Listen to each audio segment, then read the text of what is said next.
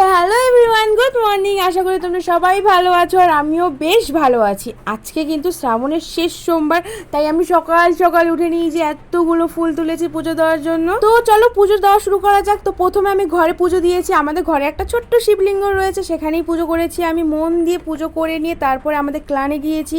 ক্লানেও একটা শিবলিঙ্গ আছে, সেটা অনেক বড়, তো সেখানেই যাচ্ছি আমি পুজো দিতে।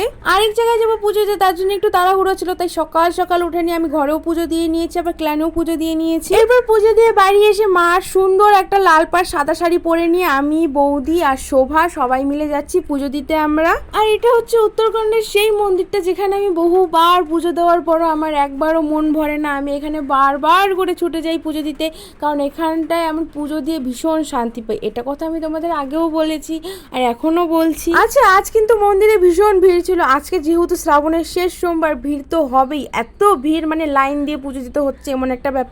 আর এখানে শুধু কিন্তু মা কালী নেই, রয়েছে বাবা ভোলানাথ। ও মা কালীর পাশে রয়েছে বাবা ভোলানাথ। এখানে তো আরো ভীষণ ভিড়, তোমরা দেখে হয়তো বুঝতেই পারছো ঠিক কতটা ভিড় লেগেছিল। আমাদের যখন পুজো দেওয়া হয়ে গিয়েছিল তখন আমার এক বান্ধবীর সাথে দেখা হয়। এই বান্ধবীটা আমার ক্লাস 10-এর, অনেক ভালো। আমাদের পুজো দেওয়া কমপ্লিট হয়ে গেছে, এখন আমরা চলে যাচ্ছি বাড়ি। টাটা।